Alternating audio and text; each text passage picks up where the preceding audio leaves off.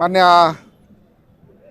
ಮಾಧ್ಯಮದ ಬಂಧುಗಳೇ, ಈ ದಿನ ಏನು ನಮ್ಮ ಕೋಲಾರ ಜಿಲ್ಲೆಯಲ್ಲಿ ಜಿಲ್ಲಾಧ್ಯಕ್ಷರಾದಂಥ ಓಂಶಕ್ತಿ ಚಲಪತಿ ಅವರ ನೇತೃತ್ವದಲ್ಲಿ ಎಲ್ಲ 6 ತಾಲೂಕುಗಳಿಂದ ಎಲ್ಲ ನಮ್ಮ ಪದಾಧಿಕಾರಿಗಳು, ನಮ್ಮ ಮಂಡಲದ ಅಧ್ಯಕ್ಷರುಗಳು, ಹಿರಿಯರು, ಎಲ್ಲ ಮೋರ್ಚಾಗಳ ಅಧ್ಯಕ್ಷರುಗಳು, ಎಲ್ಲ ವಿದ್ಯಾರ್ಥಿಗಳು ಎಲ್ಲ ಒಟ್ಟಿಗೆ ಬಂದು ದೇಶದಲ್ಲಿ ಈ ತುಕಡೆ ಗ್ಯಾಂಗ್ ಏನಿದೆ ಇವರು ಕೆಲವು ವಿದ್ಯಾರ್ಥಿಗಳನ್ನು, ಕೆಲವು ನಕಲಿ ವಿದ್ಯಾರ್ಥಿಗಳನ್ನು ದೇಶದ ವಿರುದ್ಧವಾಗಿರ್ತಕ್ಕಂಥ ಉಗ್ರಗಾಮಿ ಚಟುವಟಿಕೆಗಳಲ್ಲಿ ಭಾಗವಹಿಸಿರ್ತಕ್ಕಂಥ ಅನೇಕ ಬೇರೆ ಬೇರೆ ದೇಶಗಳಿಂದ ಫಂಡಿಂಗ್ ಮಾಡಿಸ್ಕೊಳ್ತಾ ಇರ್ತಕ್ಕಂಥ ಸಂಘಟನೆಗಳು, ಆಮ್ ಆದ್ಮಿ ಪಾರ್ಟಿ, ಕಾಂಗ್ರೆಸ್ಸು, ಈ ನಮ್ಮ ಸಮಾಜವಾದಿ ಪಾರ್ಟಿ ಇವರೆಲ್ಲ ಸೇರಿಕೊಂಡು ಸನ್ಮಾನ್ಯ ನರೇಂದ್ರ ಮೋದಿಜಿಯವ್ರನ್ನ ಏನು ಮಾಡಿದ್ರೆ ನಾವು ಸೋಲ್ಸೋಕ್ಕಾಗಲ್ಲ, ಅವ್ರನ್ನ ಎದುರಿಸೋ ಯೋಗ್ಯತೆ ನಮಗಿಲ್ಲ, ಏನಾದರೂ ಮಾಡಿ ಬಾಂಗ್ಲಾದೇಶ, ಶ್ರೀಲಂಕಾ ಮತ್ತು ನೇಪಾಳಲ್ಲಿ ಯಾವ ರೀತಿ ನಾವು ದಂಗೆ ಎದ್ದೇಳಿಸಿದ್ರಿ ಅದೇ ರೀತಿಯಲ್ಲಿ ನಾವು ಇಲ್ಲಿನೂ ಎದ್ದೇಳಿಸ್ಬೇಕು, ಪ್ರಧಾನಮಂತ್ರಿ ಅವ್ರ ಮನೆಗೆ ನುಗ್ಗಬೇಕು.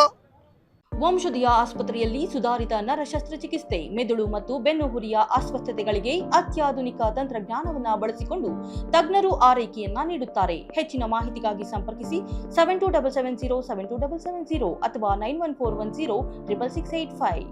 ಸಂಸತ್ ಮೇಲೆ ದಾಳಿ ಮಾಡಬೇಕಂತೇಳಿ ಏನು ಸಂಚನ್ನು ರೂಪಿಸಿದ್ರು, ಆ ಸಂಚು ವಿಫಲಗೊಳಿಸಿದಂಥ ಸನ್ಮಾನ್ಯ ನರೇಂದ್ರ ಮೋದಿಜಿಯವರಿಗೆ, ನಮ್ಮ ಅಮಿತ್ ಶಾ ಅವರಿಗೆ, ನಮ್ಮ ರಾಜನಾಥ್ ಸಿಂಗ್ ಅವರಿಗೆ ನಾನು ಧನ್ಯವಾದಗಳನ್ನು ಹೇಳಕ್ಕೆ ಇಷ್ಟಪಡ್ತೀನಿ. ಮೊದಲನೇದಾಗಿ ಕಾಂಗ್ರೆಸ್ ಪಾರ್ಟಿ ಮೊದಲಿಂದನೂ ದೇಶ ಪರವಾಗಿಲ್ಲ. ನೀಟ್ ಎಕ್ಸಾಮಲ್ಲಿ ಏನು ಕ್ವಶನ್ ಪೇಪರ್ ಲೀಕ್ ಆಯಿತು, ಆ ಲೀಕ್ ಆದ್ರಿಂದ ಯಾರ್ಯಾರು ಲೆಕ್ಚರ್ಸಿದ್ರು, ಯಾರು ಕ್ವಶನ್ ಪೇಪರ್ ರೆಡಿ ಮಾಡಿದ್ರು, ಅವ್ರು ಯಾರು ಕೊಟ್ಟರು, ಅದರಲ್ಲಿ ನಮ್ಮ ಯಾರ್ಯಾರು ಕಾಂಗ್ರೆಸ್ ಪಾರ್ಟಿಯಲ್ಲಿ ಈ INDA ಒಕ್ಕೂಟದಲ್ಲಿದ್ದಂಥ ಏನು ದೇಶ ವಿರೋಧಿ ಈ ತುಕಡೆ ಗ್ಯಾಂಗ್ ಇದೆ ಅದ್ರ ಜೊತೆಲಿ ಸಂಪರ್ಕ ಇದ್ರು ಅಂತೇಳಿ ನಿಮಗೆಲ್ಲ ಈಗಾಗಲೇ ಗೊತ್ತಾಗಿದೆ. ಅಂಥವ್ರನ್ನ ಬಳಸ್ಕೊಂಡು ಇಲ್ಲಿ ಅರಾಜಕತೆ ಸೃಷ್ಟಿ ಮಾಡಬೇಕಂತ ಸಂದರ್ಭದಲ್ಲಿ ಸನ್ಮಾನ್ಯ ನರೇಂದ್ರ ಮೋದಿಜಿಯವರು, ಧರ್ಮೇಂದ್ರ ಪ್ರಧಾನ್ ಅವರು ಇವರೆಲ್ಲ ನೀಟ್ ಎಕ್ಸಾಮನ್ನು ಮಕ್ಕಳಿಗೆ ಅನುಕೂಲ ಆಗಬೇಕಂತೇಳಿ ಮತ್ತೆ ಎಕ್ಸಾಮ್ ಮಾಡಿ ರಿಸಲ್ಟ್ ಬಂದು ಇವತ್ತೆಲ್ಲರೂ ಅಡ್ಮಿಷನ್ ಆಗಿದ್ದಾರೆ. 65 ಸೀಟ್ ಇದ್ದಿದ್ದನ್ನು, 65,000 ಸೀಟ್ ಇದ್ದಿದ್ದನ್ನು ಇವತ್ತು 1,30,000, 1,80,000 ಸೀಟ್ ಮಾಡಿದೆ. IIT ಇರ್ಬೋದು, MBBS ಕಾಲೇಜುಗಳಿರ್ಬೋದು, ಇವೆಲ್ಲ ನೀವು ರೈಸ್ ಮಾಡಿರ್ತಕ್ಕಂಥದ್ದು ವಿದ್ಯಾರ್ಥಿಗಳಿಗೆ ಒಳ್ಳೆಯದಕ್ಕೆ. ವಿದ್ಯಾರ್ಥಿಗಳಿಗೆ ತೊಂದರೆ ಆಗೋದನ್ನು ನಾವು ಸಹಿಸಲ್ಲ. ಎಕ್ಸಾಮ್ ಪೇಪರ್ ಏನು ಲೀಕ್ ಆಯಿತು ಅದನ್ನು ನಾವೇನು ಸಹಿಸಲ್ಲ. ಅವ್ರನ್ನ ತಂಡ ರಚನೆ ಮಾಡಿದರು, CBI ಕೊಟ್ಟರು, ಅವ್ರನ್ನ ಅರೆಸ್ಟ್ ಮಾಡಿದರು. ಇವತ್ತು ನರೇಂದ್ರ ಮೋದಿಜಿಯವರು ತ್ವರಿತಗತಿಯಲ್ಲಿ ಆ ಕೇಸ್ಗಳನ್ನು ವಿಚಾರಣೆ ಮಾಡಿ ತಪ್ಪಿತಸ್ಥರಿಗೆ ಶಿಕ್ಷೆ ಆಗಬೇಕು ಅಂತೇಳಿ ಏನು ತೀರ್ಮಾನ ತಗೊಂಡಿದ್ದಾರೆ, ಅದಕ್ಕೆ ನಾವೆಲ್ಲರೂ ಬದ್ಧವಾಗಿದ್ದೀರಿ. ಆದರೆ ನೀವು ಕಲ್ಲುಗಳನ್ನು ಎತ್ಕೊಂಬಂದು, ದೊಣ್ಣೆಗಳನ್ನು ಎತ್ಕೊಂಬಂದು ದೇಶ ವಿರೋಧಿ ಚಟುವಟಿಕೆಗಳನ್ನು, ದೇಶ ವಿರೋಧಿ ಸ್ಲೋಗನ್ಗಳನ್ನು ಕೂಗಂಥವುದು, ಭಾರತ ಮಾತೆ ತಾಯಿ ಆದರೆ ತಂದೆ ಯಾರು ಅಂತ ಕೇಳೋಂಥವುದು, RSS ಅನ್ನು ಬೈಯಂಥವುದು, ದೇಶ ವಿರುದ್ಧವಾಗಿ ನೀವೇನು ಸ್ಲೋಗನನ್ನು ಕೂಗ್ತಾ ಇದ್ದೀರಿ.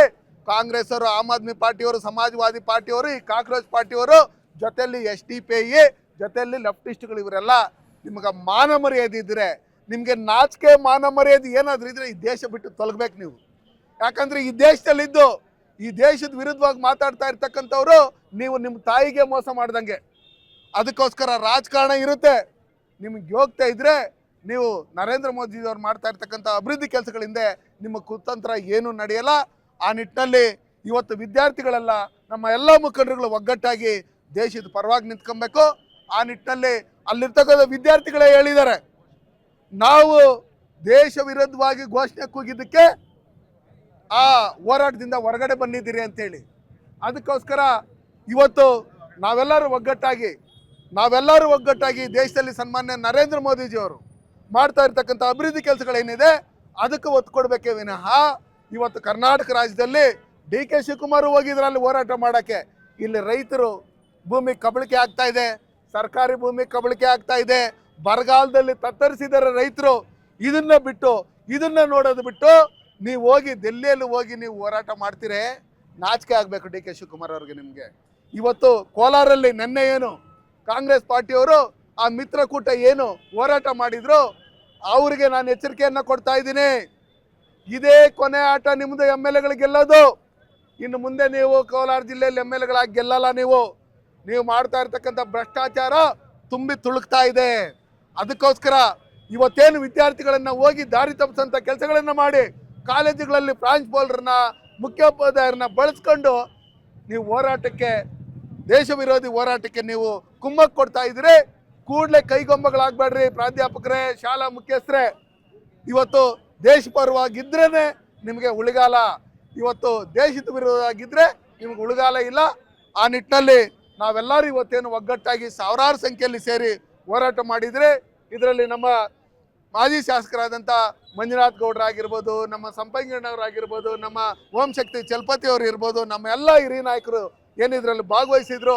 ಈ ನಿಟ್ಟಿನಲ್ಲಿ ಈ ಕರ್ನಾಟಕದಲ್ಲಿರ್ತಕ್ಕಂಥ ಕಾಂಗ್ರೆಸ್ ಮುಕ್ತ ಕರ್ನಾಟಕ ಮಾಡಬೇಕು. ಮುಂದಿನ ದಿನಗಳಲ್ಲಿ ನಮ್ಮ ಸರ್ಕಾರ ರಾಜ್ಯದಲ್ಲಿ ಬರಬೇಕು. ಇವರು ಏನೇನು ತಪ್ಪು ಮಾಡ್ತಾ ಇದ್ದಾರೆ ಪ್ರತಿ ತಾಲೂಕುಗಳಲ್ಲಿ ಹೋರಾಟಗಳನ್ನು ಮಾಡ್ಕೊಬೇಕು. ಇವತ್ತು ಫಾಸ್ಟ್ ಟ್ರ್ಯಾಕ್ ಕೋರ್ಟನ್ನು ಸ್ಥಾಪನೆ ಮಾಡಿರ್ತಕ್ಕಂಥದ್ದು, ಯಾರು ತಪ್ಪಿತಸ್ಥರಿದ್ದಾರೆ ಅವ್ರಿಗೆ ನಾವು ವಿರುದ್ಧವಾದ ಕ್ರಮ ಕೈಗೊಳ್ಳುವಂಥದ್ದು. ಇವರು ಯಾರ್ಯಾರು ದೇಶ ವಿರೋಧಿ ಚಟುವಟಿಕೆಗಳು ಮಾಡ್ತಾ ಇದ್ರು, ಅವರು NGOಗಳಿಗೆ ವಿದೇಶದಿಂದ ಏನು ಫಂಡ್ ಬರ್ತಾ ಇತ್ತು ಅದನ್ನು ನಿಲ್ಲಿಸೋದಕ್ಕೋಸ್ಕರ ಏನು ಒಂದು ಬಿಲ್ಲನ್ನು ಲೋಕಸಭೆಯಲ್ಲಿ ಮಂಡನೆ ಮಾಡ್ತಾ ಇದ್ರು, ಅದನ್ನೆಲ್ಲ ನಿಲ್ಲಿಸ್ಬೇಕು ಅಂತೇಳಿ ಇವರು ಏನು ಅಲಿಬಾಬಾ 40 ಸ್ಟೋರ್ಸ್ ಅಂತ ಹೇಳ್ಬಿಟ್ಟು ಹೇಳಿ INDA ಏನು ಒಕ್ಕೂಟ ಇದೆ, ಇದು ಸಂಚು ಮೂಡಿದ್ದು.